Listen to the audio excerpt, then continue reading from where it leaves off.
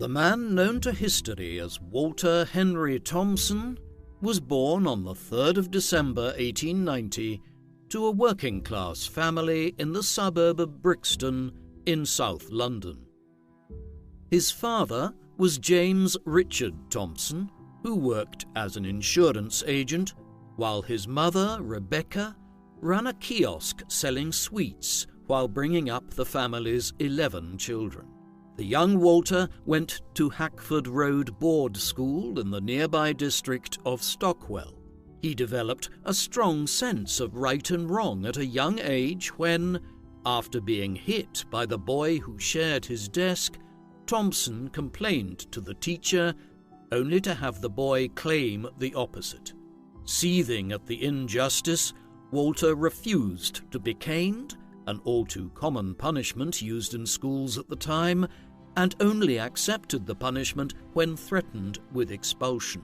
He later got his own back by beating up the boy outside of school hours.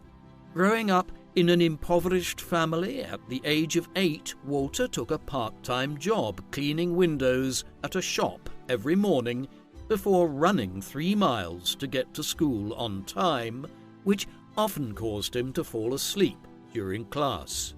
At 14, he finished his formal schooling and started working as a telegraph messenger at the post office on St James's Street in the West End of London.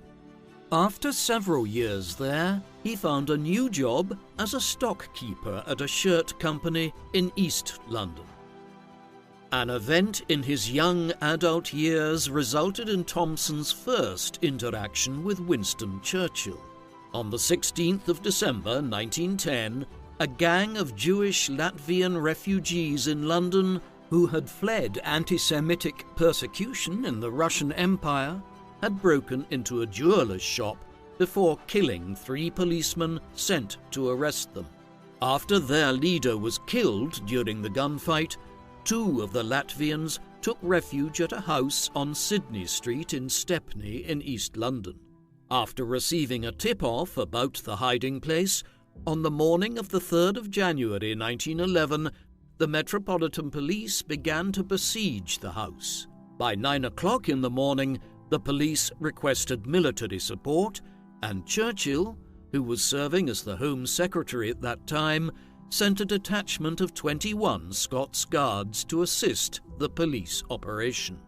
Out of curiosity, Thompson went to Sydney Street and made his way to the front of the crowd of onlookers. Just before noon, Churchill himself arrived to observe proceedings. The shooting intensified, and the Home Secretary narrowly avoided being shot when a bullet flew through his top hat. By 1 in the afternoon, the building was on fire, and Churchill instructed the fire brigade to allow the house to burn. An hour and a half later, the shooting stopped, and the bodies of the 2 men within were recovered.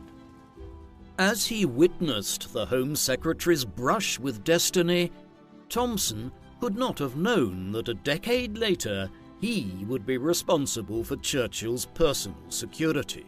At 36, Churchill was one of the rising stars of British politics. The grandson of the 7th Duke of Marlborough and the son of the late Lord Randolph Churchill, one of the leading figures in the Conservative Party towards the end of the 19th century, Winston Churchill had served as both a soldier and journalist in the 1890s and early 1900s in Cuba, India, Sudan, and in South Africa during the Second Boer War, before being elected to the House of Commons as a Conservative Member of Parliament in 1901. After crossing the aisle to join the Liberal Party in 1904, Churchill was appointed President of the Board of Trade by the new Prime Minister, Herbert Asquith.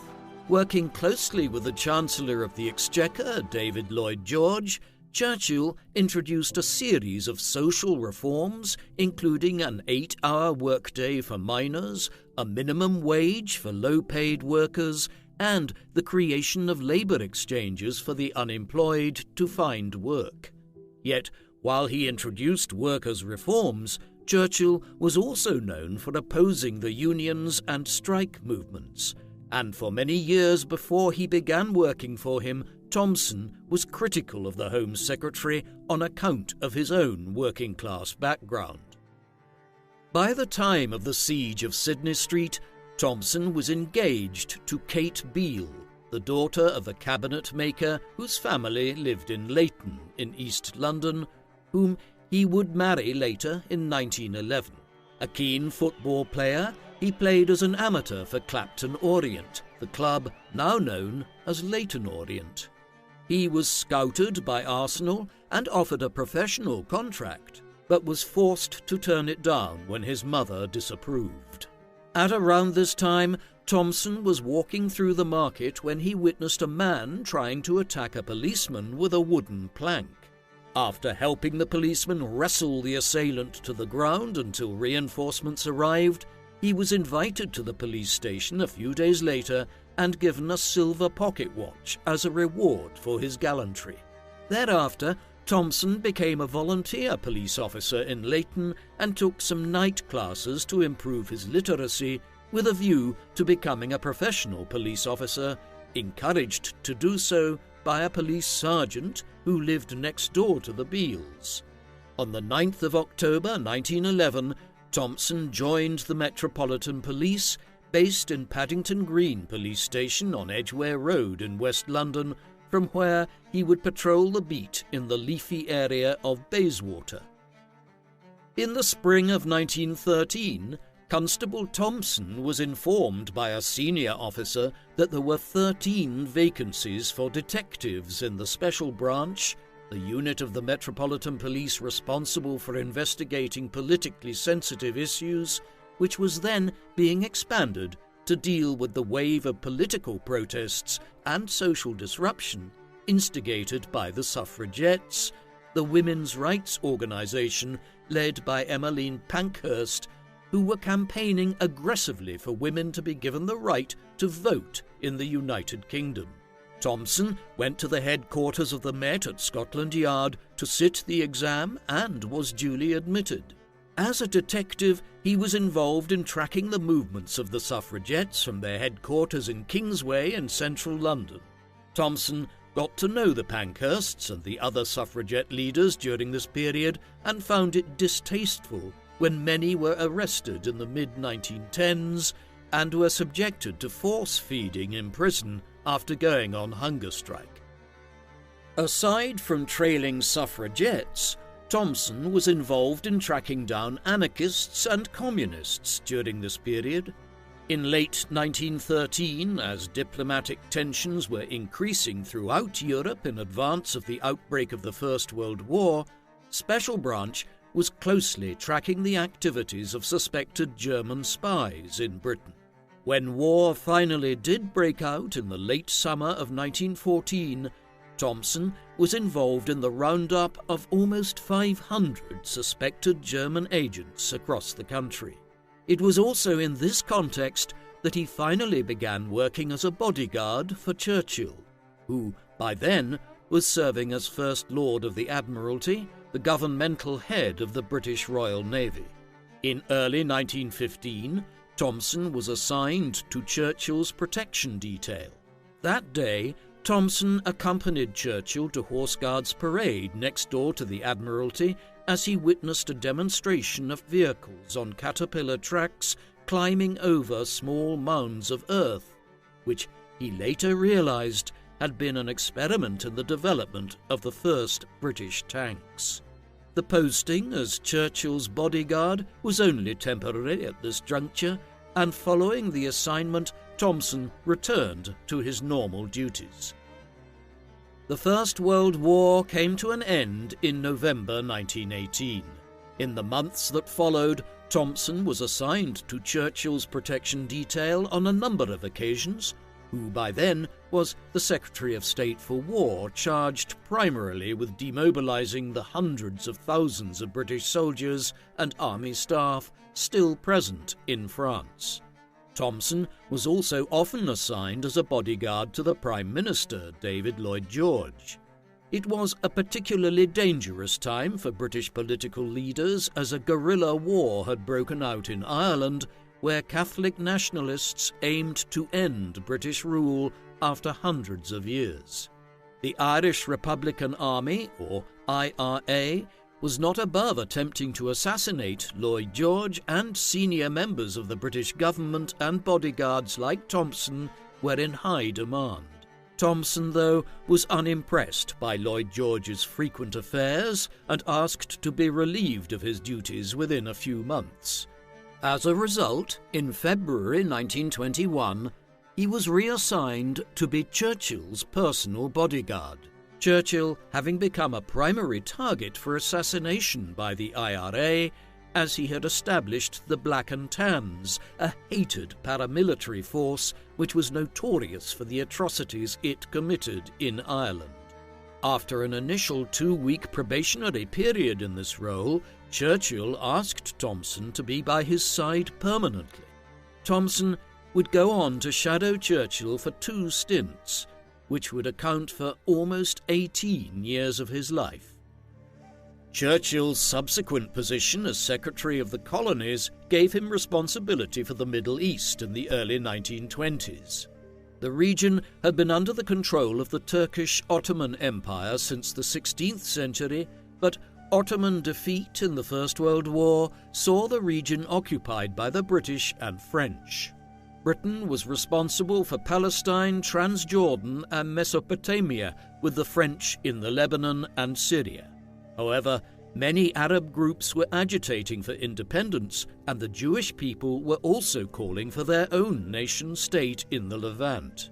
In an effort to resolve these tensions, Churchill convened a conference in Cairo in Egypt in March 1921. Thompson accompanied him to North Africa.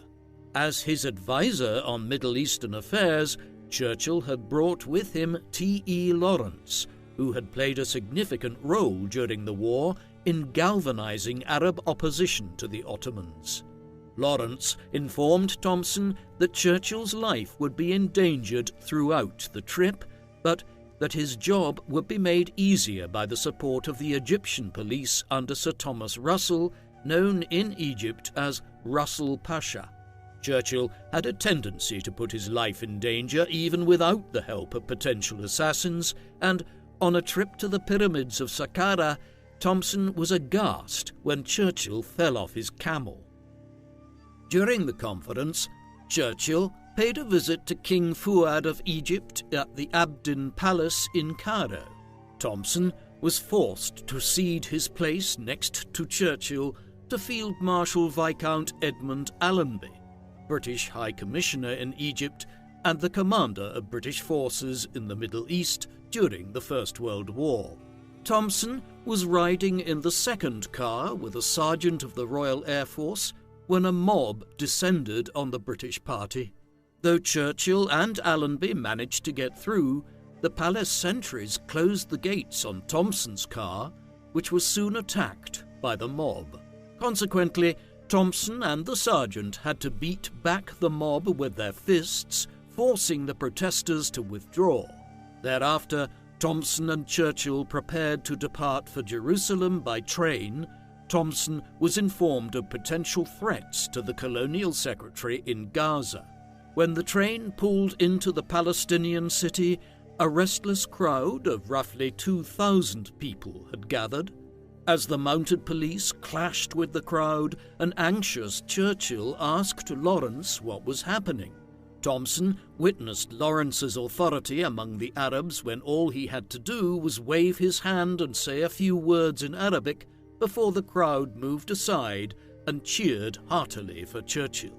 Although Churchill and the British government were unable to find a solution to the Palestine issue, the Cairo Conference resulted in the creation of the Emirate of Transjordan on the east bank of the Jordan River, headed by Abdullah bin Hussein, whose brother Faisal became king of Iraq, a new kingdom carved out of Mesopotamia.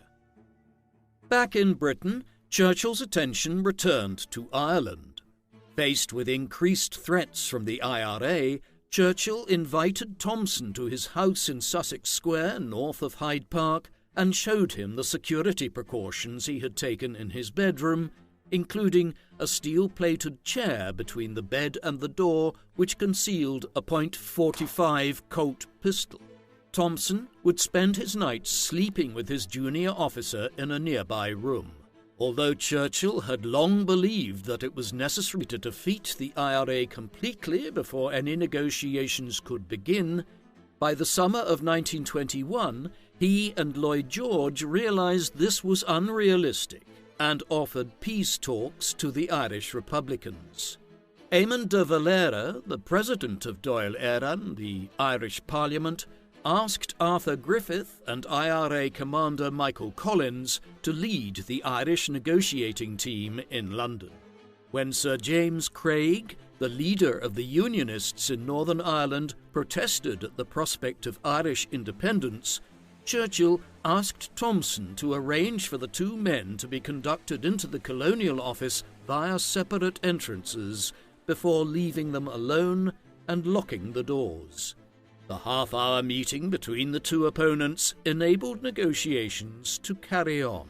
On the 6th of December 1921, the Anglo-Irish Treaty was signed, leading to the partition of Ireland.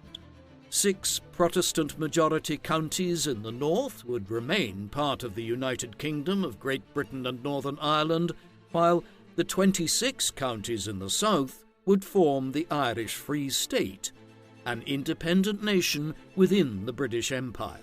Though he had hoped for full independence, Collins signed the treaty to avoid further bloodshed, but de Valera repudiated the agreement, and within weeks Ireland descended into a bloody civil war between the pro-treaty Free Staters and the anti-treaty Republicans.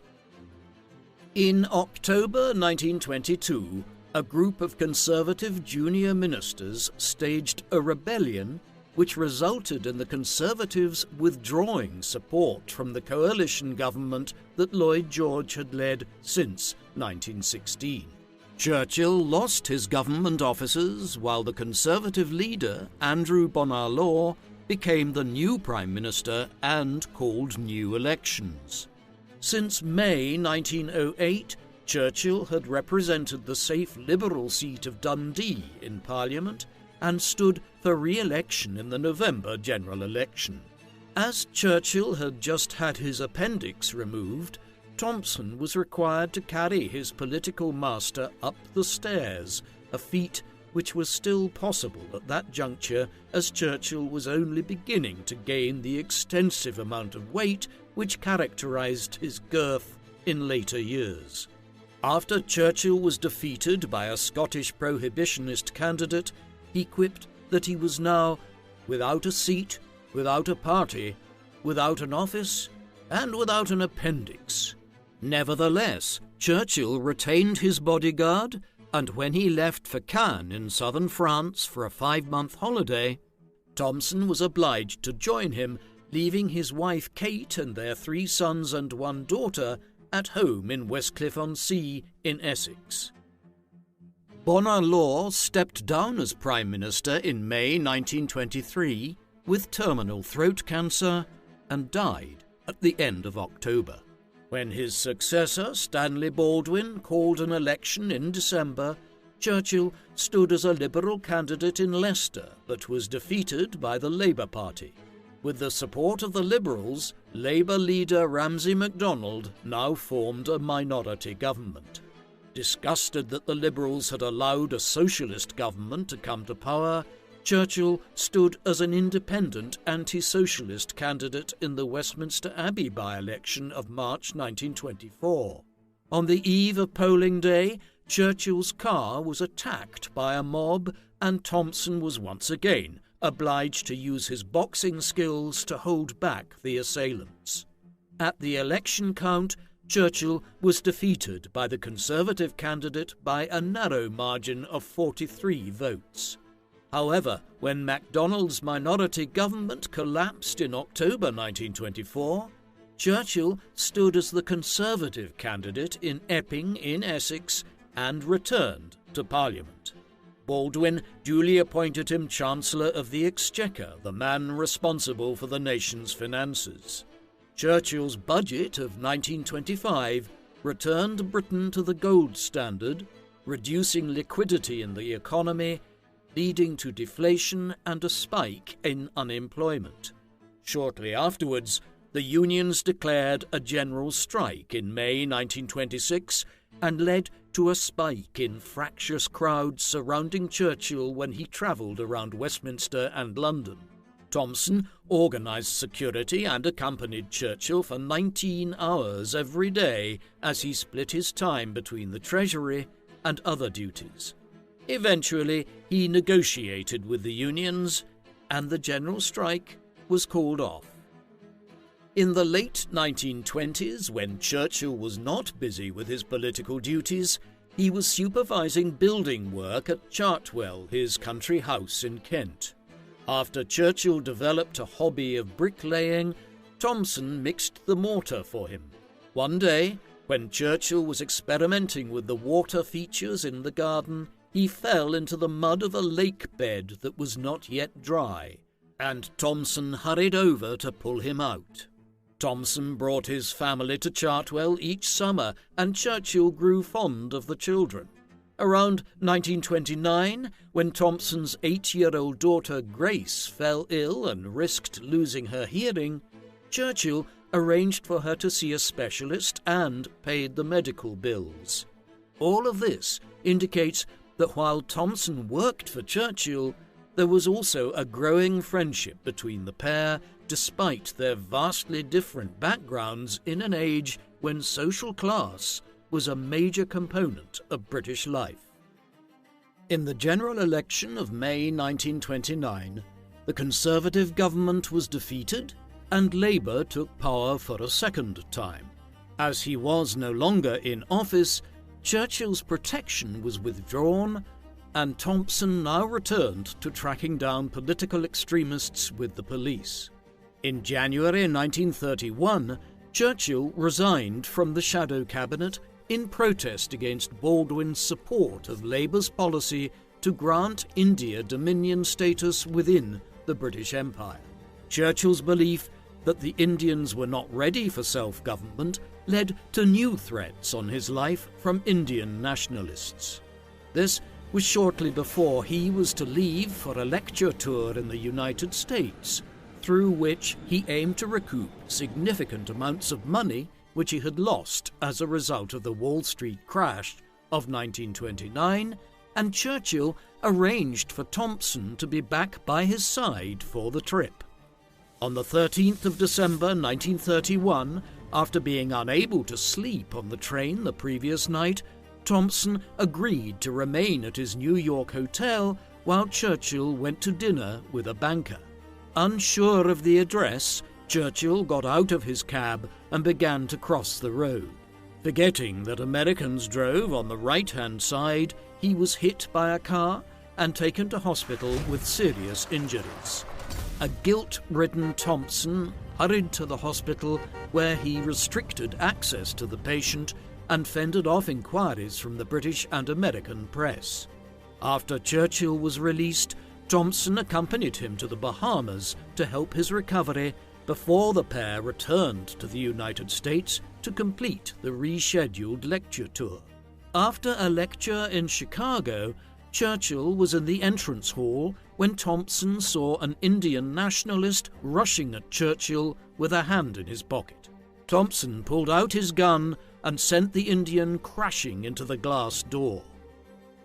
In August 1931, as Ramsay MacDonald's Labour administration struggled to deal with the global depression, King George V asked MacDonald to form a national government with the Conservatives and Liberals. When Thompson returned to Britain in March 1932 after the end of Churchill's tour, he briefly served as the protection officer for James Henry Thomas, the Labour Secretary of State for Dominion Affairs. Thompson enjoyed working for Thomas, who was a fanatic about sports, but upon his promotion to detective inspector in 1935, He began protecting foreign dignitaries such as Crown Prince Saud of Arabia and Prince Paul of Yugoslavia during state visits to England. However, shortly thereafter, Thompson retired as a policeman. He was only in his mid-40s, but he was seeking to rebuild his family life, which had been greatly damaged by his long hours and lengthy absences from England altogether since the early 1920s. Nevertheless, Thompson struggled to adjust to life after leaving the police force, spending the next 2 years inspecting garages for the Motor Trade Association and running several businesses. He remained in contact with Churchill, whose prospects of returning to government appeared rather slim, even after Baldwin returned as Prime Minister in June 1935. Churchill was a part of a small minority of British politicians who warned of the threat from Adolf Hitler's Germany and German rearmament after the Nazis came to power there in 1933. They are often termed Churchill's wilderness years, owing to his declining political fortunes. In late 1938, Thompson published his first memoir, Guard from the Yard, describing his work protecting Churchill and other political dignitaries. When he visited Churchill at Chartwell in April 1939, the latter predicted that Britain and Germany would be at war within 6 months. Hitler had just invaded Czechoslovakia a few weeks earlier, breaking a promise he had made to British Prime Minister Neville Chamberlain the previous autumn, and Germany now seemed poised to invade Poland. On the 22nd of August 1939, Thompson was surprised to receive a telegram from Churchill summoning him to Croydon Aerodrome at 4:30 p.m. the following day. While visiting the south of France, Churchill had been informed by French intelligence he was a target for Nazi snipers. After meeting Thompson, Churchill offered him £5 a week to serve as his personal bodyguard, an arrangement that was formalized by the Metropolitan Police within days. The same day, Germany agreed a non-aggression pact with the Soviet Union, one which gave Hitler a free hand to launch his invasion of Poland on the 1st of September 1939. Churchill did not yet have a ministerial job when Germany invaded Poland, but when Britain declared war on Germany on the 3rd of September 1939, he returned to his old job as First Lord of the Admiralty. Although Britain and France had gone to war in response to the invasion of Poland, there was little either could do to prevent Poland's occupation by Germany and the Soviet Union. Thompson accompanied Churchill to France, where the latter inspected the Maginot Line, the imposing network of defences on France's eastern frontier with Germany. Churchill warned that the Germans might seek to bypass the Maginot Line, but the French dismissed these concerns. On the morning of the 10th of May 1940, the German military machine rolled into Belgium and the Netherlands in preparation for an invasion of France, as Churchill had predicted. That same day, Chamberlain resigned from the premiership, and Churchill succeeded him as Prime Minister at the age of 66. After forming a national government with Labour and the Liberals, he told the House of Commons on the 13th of May, "I have nothing to offer but blood, toil, tears and sweat."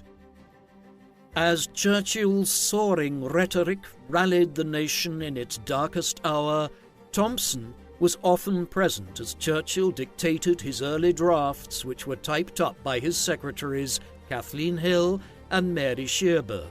Thompson was often based in Shearburn's office, and the pair formed a close friendship. Though he was still married to his wife, Kate, she and Walter were effectively separated, and he had already been in a romantic relationship with Marjorie Wigley before the war. By 1940, Thompson and Shearburn were going to movies and football matches together, the beginning of a long relationship. Following the German invasion of France, the British Expeditionary Force had been sent across the Channel, but French resistance had crumbled, and by the end of the month, Churchill ordered the evacuation of all British units from the port of Dunkirk in northern France. The Prime Minister flew to France on 6 occasions, seeking to persuade the French government to continue the fight. On the 13th of June, after Churchill encouraged his French counterpart Paul Reynaud not to surrender, the latter's mistress attempted to attack Churchill but was intercepted by Thompson. On their return flight to England, a German Heinkel dive bomber suddenly appeared, forcing the civilian pilot to dive into the sea mist to escape the clutches of the German aircraft. Despite these hazardous efforts by Churchill, the newly appointed French Prime Minister, the First World War hero Marshal Philippe Pétain, surrendered on the 25th of June. As the British government began efforts to capture parts of the French fleet in the Atlantic and Mediterranean to prevent it falling into Nazi hands, Thompson feared that attacks on Churchill would increase, potentially fueled by French exiles arriving in London. Churchill's life was further endangered from the autumn of 1940 onwards as the German aerial bombardment of London, in an effort to force the British into surrendering, commenced. As German bombs rained down on London, Churchill was persuaded by Thompson and others to vacate his residence at No. 10 Downing Street and moved to an abandoned tube station, while the cabinet war rooms were being built under the government offices in Whitehall. Despite these precautions, Churchill often displayed his courage and lack of concern for personal safety by retreating underground only after bombers were flying overhead and the British anti-aircraft batteries had opened fire. Thompson's efforts to encourage his political master to take greater consideration of his safety were often disregarded, leading to many disagreements between the two men, which were usually patched up rapidly.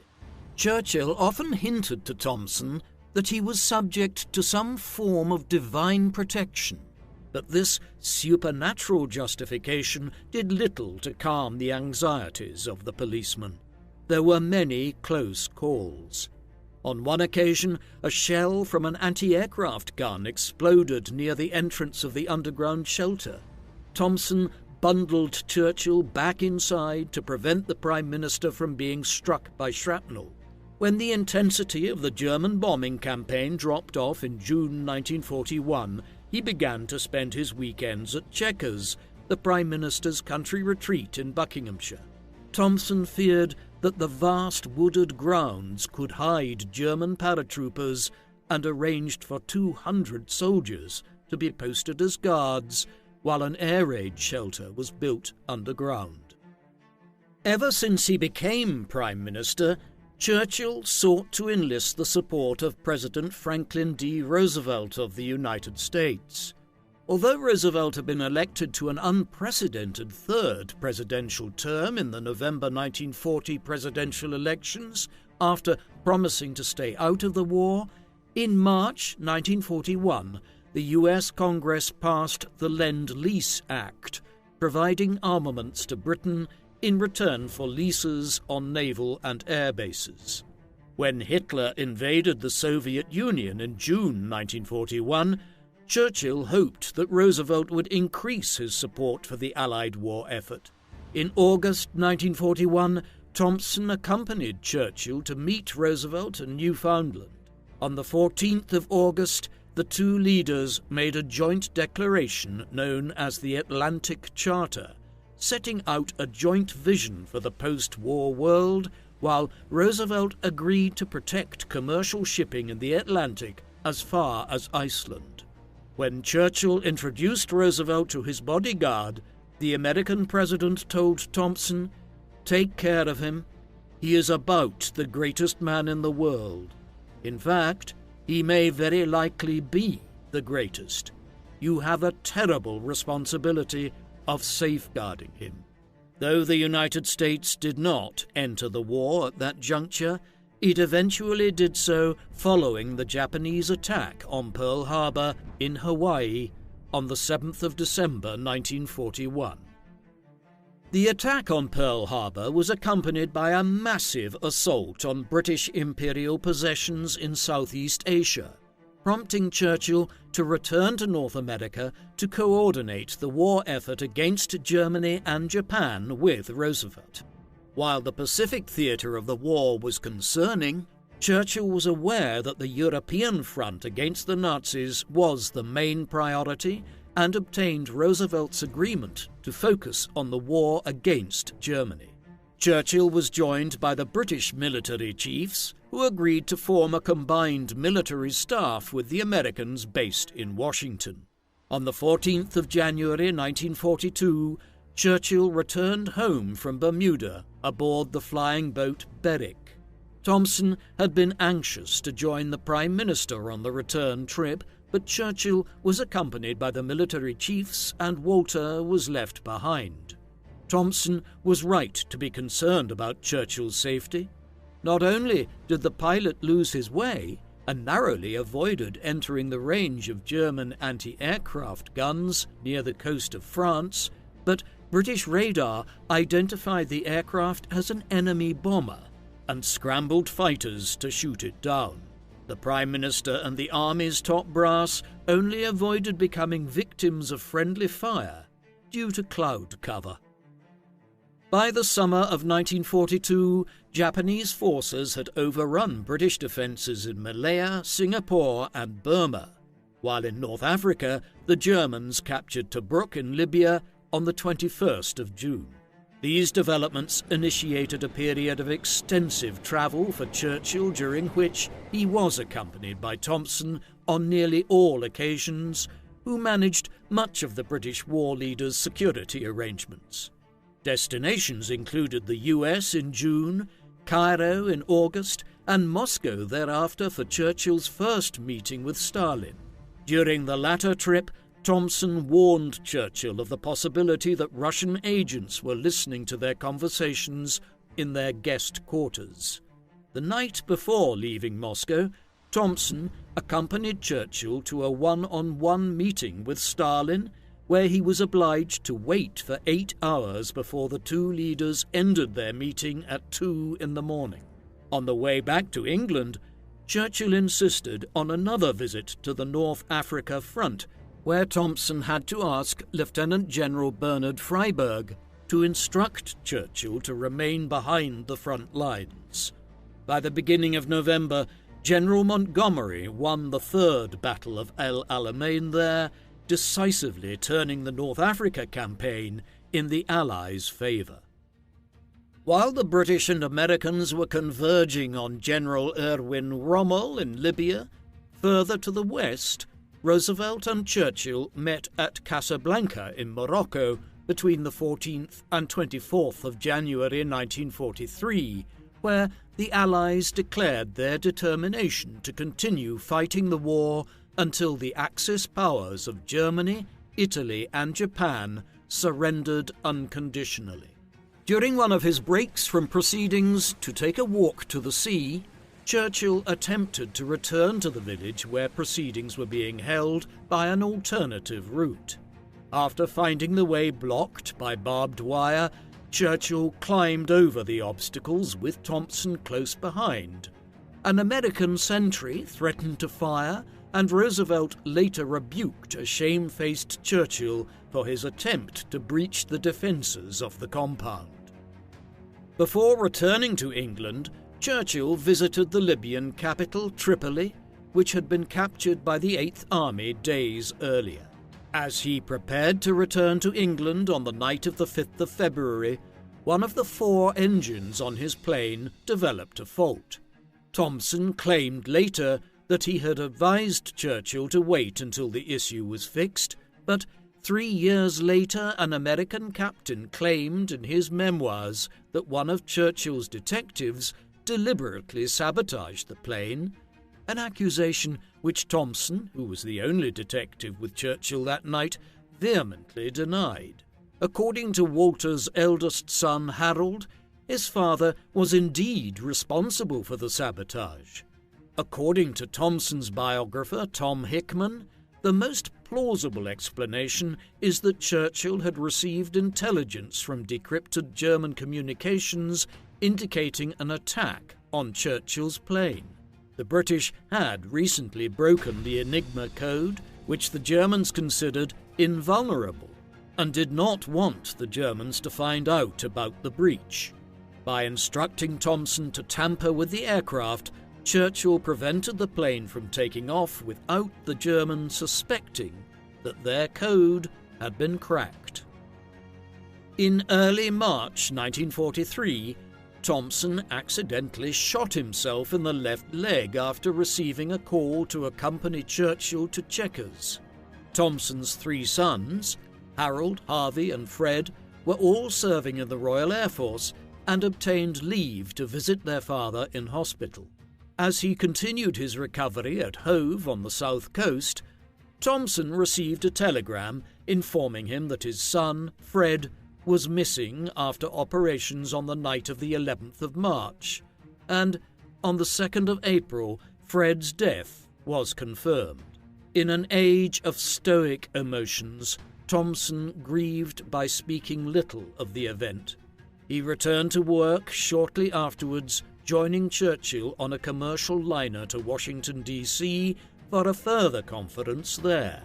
During the crossing, acknowledging the risk of German submarine activity and the possibility that he might be captured, Churchill told Thompson that his Colt pistol was fully loaded and he would fire every bullet in defense, leaving the last for himself.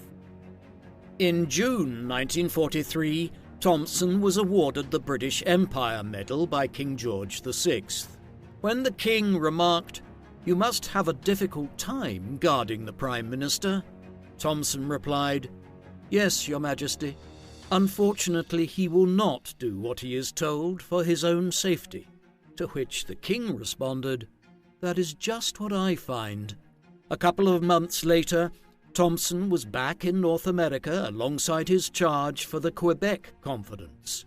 In the midst of tense negotiations, Thompson joined Churchill and Roosevelt on a fishing trip, where he capsized his canoe after getting caught in the weeds, prompting the Prime Minister to shout, "What are you trying to do, Thompson? Commit suicide?" At Quebec, Roosevelt and Churchill agreed to a joint conference with Stalin at the end of November in the Iranian capital of Tehran. Upon arrival in Tehran, Thompson was appalled at the security arrangements and told the Iranian authorities that the army and police should be facing the crowds and looking out for danger rather than turning to salute the leaders. While the suggestions were initially dismissed, that evening Churchill informed Thompson that an unknown number of German paratroopers had dropped near Tehran to carry out Operation Long Jump, an attempt to assassinate the Allied leaders planned by the notorious SS officer Otto Skorzeny.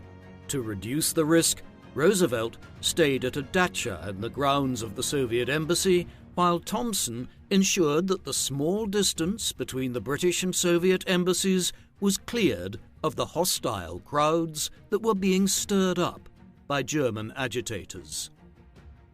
On the 29th of November, the second day of the conference, Churchill presented Stalin with the Sword of Stalingrad, a gift from King George on behalf of the British people to recognize the sacrifice of the Soviet people at the victory of Stalingrad in early 1943, which turned the course of the war on the Eastern Front in the Soviets' favor.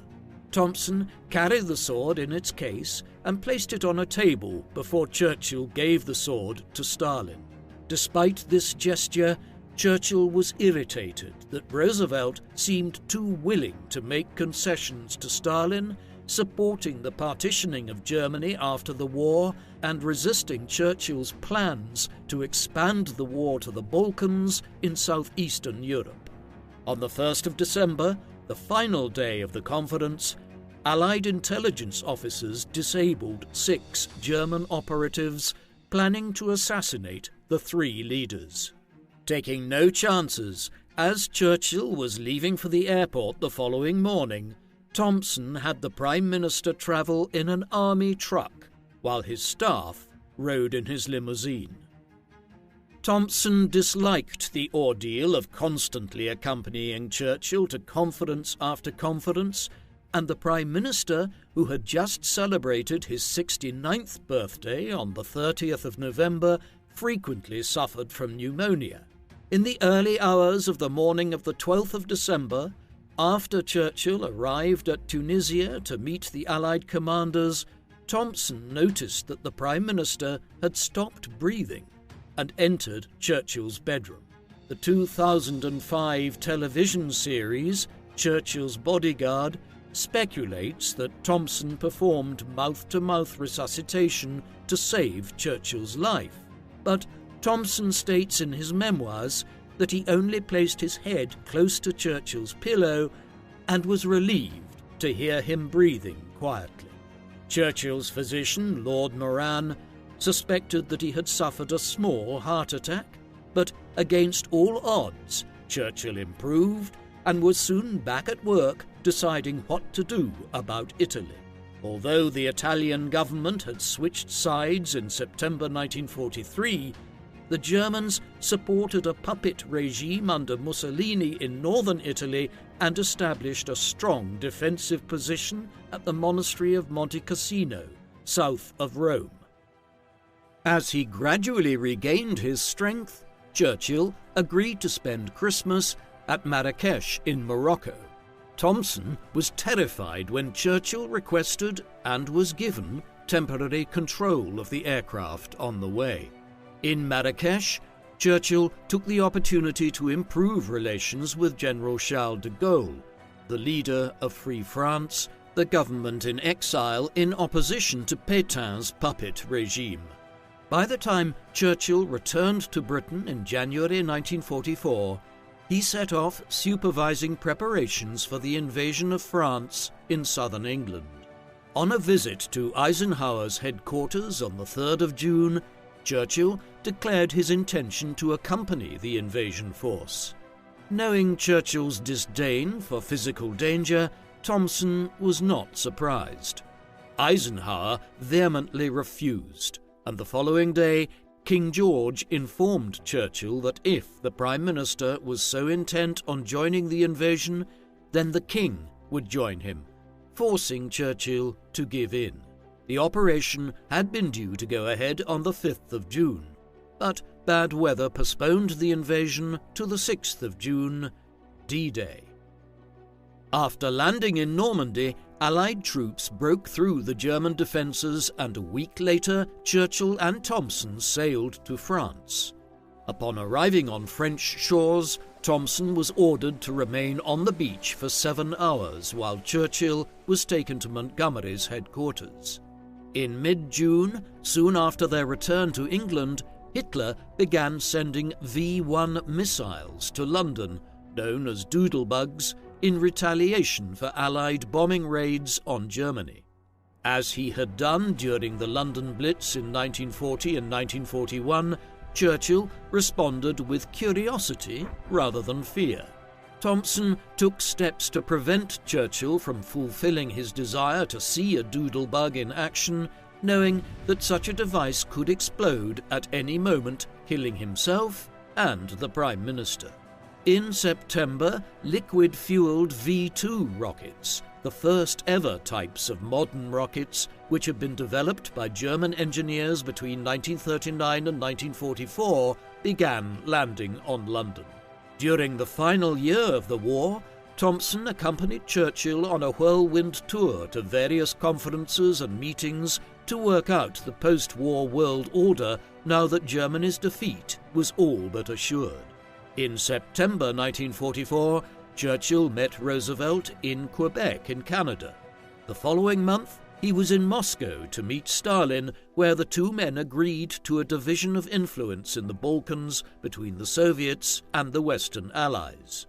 And on the 11th of November, Churchill joined de Gaulle in recently liberated Paris to commemorate Armistice Day when the First World War had come to an end in 1918. Thompson was an ever-present figure by Churchill's side during these trips.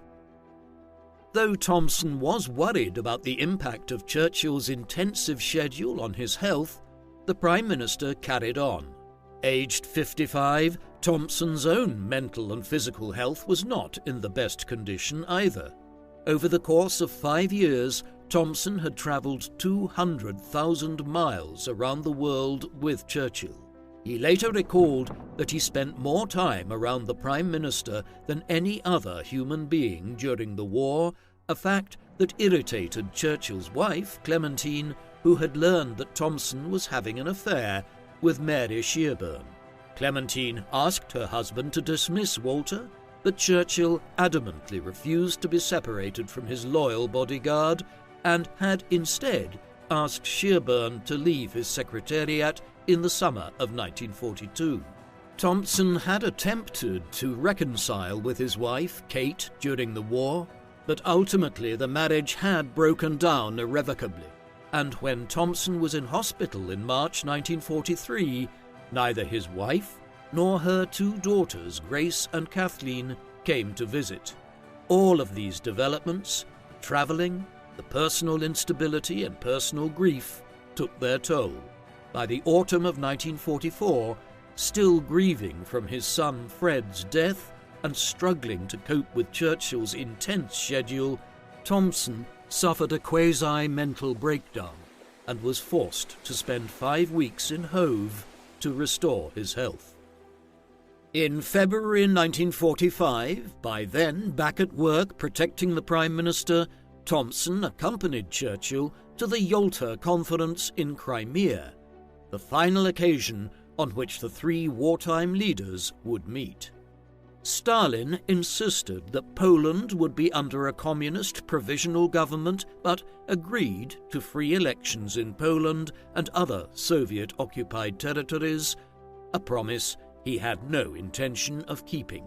Following the Yalta meeting, Churchill made another quick visit to Greece before seeing Roosevelt, who was terminally ill and would be dead before long, for the final time in Egypt, and meeting with 5 Middle Eastern heads of state who belatedly joined the war on the Allied side.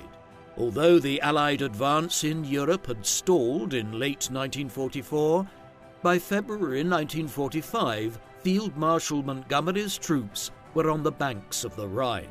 Churchill was determined to set foot on German soil, and Thompson was again appalled when Montgomery allowed the Prime Minister to cross over in a landing craft. This was the last time Churchill visited the front during the war, much to Thompson's relief, who was keen for the war to be over as soon as possible, especially as with the final collapse of his first marriage, he had married Mary Shearburn secretly on the 15th of February 1945 and was anxious to have some sort of break to spend with his new wife. On the 12th of April, Thompson was informed of Roosevelt's death by Churchill, who said, "I have lost a great friend. Now we have to start all over again." On account of the Prime Minister's grief that day, Thompson accompanied him late into the night until Churchill could get some sleep. Churchill was much happier at the end of the month when he heard of Mussolini and Hitler's deaths. On the 1st of May, Berlin had fallen to Soviet troops. After the Germans surrendered unconditionally on the 7th of May, Churchill made the official announcement the following afternoon. Thompson arranged for increased protection as Churchill made his way past the cheering crowds from Downing Street in an open-top car to make a statement to the House of Commons. While Churchill was leaving the Commons on the way to an audience with the King at Buckingham Palace, Thompson discovered that he had forgotten to bring along the case of spare cigars that he routinely carried with him, and Churchill asked to go back to collect it before meeting the King. That evening, after Thompson had sent away the open-top car, Churchill sought to go out amongst the crowds again and decided to do so on foot. As they struggled to move through the thick mass of people and vehicles, Thompson helped Churchill climb onto the roof of a car blocking their path, which was met with enthusiastic cheering from the onlookers. Although the war in Japan was not yet over, victory in Europe encouraged the Labour Party to withdraw from the national government, and an election was called for the 5th of July, with results announced later in the month to account for ballots cast by servicemen overseas. At the beginning of June, Thompson informed Churchill that after a health examination he would soon be withdrawn from Churchill's protection. Detective Inspector Lumsden Hughes, who had stood in for Thompson while the latter was recovering from his mental breakdown, was to assume Thompson's duties. As Churchill prepared to go to a final wartime conference with Stalin and US President Harry Truman in Potsdam, Thompson briefed the Royal Marine Guards assigned to the protection of the British delegation. On the 30th of June, Thompson finally relinquished his duties as Churchill's bodyguard. As the two men bid farewell to each other, the Prime Minister said, "Goodbye, Thompson. You can come and see me anytime, anywhere." Upon taking his leave, Thompson informed Churchill of his marriage to Sherburne, and Churchill gave him a substantial cheque as a wedding present. Churchill had gone to Potsdam expecting to return to office, but when the election results came in 4 weeks later, the Conservatives were defeated. Although Thompson had informed Churchill that he was being retired due to health issues, another factor that led to the end of the working relationship was the fact that Thompson was seeking to publish his memoirs about his wartime experiences by Churchill's side, based on the diary he kept. Although Scotland Yard had agreed to its publication conditional on Churchill's approval, the latter was unwilling to support the publication of a book that contained many details of his private life. Thompson had, therefore, requested to leave the service in early June, hoping that it would remove an obstacle to publication. After taking his leave from Churchill, Thompson moved to a small bungalow he had bought before the war at Greatstone near the Kent coast. Although he was saddened to hear that Churchill had lost office in the July election, he hoped that this would make it easier for his book to be published, and wrote to Churchill seeking his permission to do so. He was disappointed to receive no response, while Churchill put pressure on the Metropolitan Police to threaten to withdraw Thompson's pension if he were to go ahead with publication, afraid of what the book might reveal about him. In order to supplement his pension of just over £350 a year, Thompson became a rent collector for New Rumney Council and was later elected a councillor. On the 14th of August 1946, Churchill was invested Lord Warden of the Cinque Ports, a ceremonial office with official responsibility for 5 coastal towns in southern England. Thompson was glad to have the opportunity to talk to Churchill briefly after the luncheon, but it was not until May 1948 that he made another unsuccessful attempt to seek permission to publish. Around this time, Thompson and his son Harold bought a nearby garage and worked together repairing motor vehicles and farm machinery. After talking to Christopher Johnson, a customer of the garage who happened to be a publisher, Thompson returned to work on his manuscript and dictated significant changes which were typed up by his wife Mary. In October 1951, the book was published under the title I Was Churchill's Shadow, with a dedication to Thompson's late son Fred. Although Scotland Yard had written to Churchill informing him of the imminent publication and once again threatened to withhold Thompson's pension, this time Churchill expressed his hope that Thompson would be able to keep the pension. Thompson sent a copy of I Was Churchill's Shadow to Chartwell, and the book became a bestseller which transformed the unknown Thompson into an overnight celebrity. Since Thompson did not divulge any military secrets or anything that might jeopardize national security, the Metropolitan Police soon dropped any attempt to sanction him. While Thompson's memoirs hit the bookshelves, Churchill returned to government as Prime Minister following the general election on the 25th of October 1951. Thompson took advantage of his celebrity status by giving lectures all over the country about his time with Churchill, and after Thompson fortuitously bumped into the Prime Minister, the latter congratulated him for his success. In 1953, Thompson published a slim volume of anecdotes from his time with Churchill under the title 60 Minutes with Winston Churchill, which also sold well. Thompson's fame spread to the United States, and he and Mary went on tour in North America as a double act. The former Churchill's bodyguard, who had saved his life on numerous occasions, the latter his junior secretary, who had typed out some of his most famous speeches delivered to the nation during the darkest days of the war.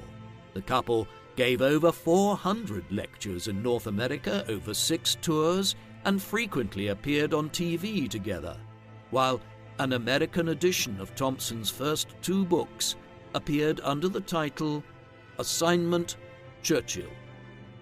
By early 1956, Thompson had left Greatstone and moved with Mary to Hill Head in Hampshire. Thompson continued to invite his first wife to family occasions, and Kate and Mary were good friends who regularly called each other on the phone. Churchill resigned from the premiership in April 1955 and was succeeded by his longtime Foreign Secretary Anthony Eden. Thompson continued to follow Churchill's career until his death on the 24th of January 1965. He was invited to his former boss's state funeral at St. Paul's Cathedral on the 30th of January, and several months later visited Churchill's modest grave at Woodstock in Oxfordshire, the burial ground for members of the family near Blenheim Palace. Shortly after Churchill's death, Mary published a 4-part series in Woman magazine about her work for Churchill, but Walter's plans for her to write a book were not realized. In 1970, Walter and Mary moved to Somerset in order to be closer to Harold and Weston-super-Mare. Thompson continued to give lectures in his 80s, delivering his final one before Christmas 1977 in Wells, soon after he was diagnosed with both lung cancer and a brain tumor. On the 18th of January 1978, Walter Henry Thompson, Churchill's bodyguard, died at the age of 87. His widow, Mary, died of cancer 3 months later, and his ex-wife, Kate, the following year. Amongst the many, many books which have been written about Winston Churchill, very few mention the role of Walter H. Thompson, the man who spent more time in Churchill's presence than any other human being during the Second World War. Were it not for his association with Churchill, it is likely that he would have completely fallen out of the pages of history. When Thompson first saw Churchill at the siege of Sydney Street in 1911, he could have hardly imagined how his life would become intrinsically tied to the future Prime Minister's in years to come. During his first decade as a police officer, he had become a special branch detective and worked to protect the British government from numerous threats before being detailed as Churchill's bodyguard in 1921. During his first stint in the role in the 1920s and early 1930s, Thompson protected Churchill from Arab, Indian and Irish nationalist assassins. Although Thompson had retired from the police on the eve of the Second World War, Churchill held him in high regard, and the pair worked together for another 6 years during the Second World War. During the war, Thompson saved Churchill from German bombs during the Blitz, potentially prevented him from boarding a fatal flight, and, according to legend, even gave him the kiss of life. He travelled with Churchill all over the world as he met with Allied leaders and commanders, working with local authorities to keep his charge safe.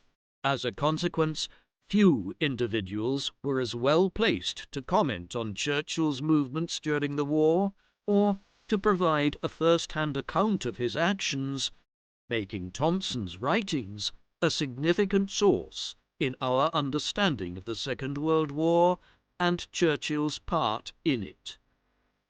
What do you think of Walter H. Thompson? Should his role in protecting Churchill be more widely known? Or were his activities typical of the nameless bodyguards who risk their lives to protect the lives of important men and women without any recognition? Please let us know in the comments section. And in the meantime, thank you very much for watching.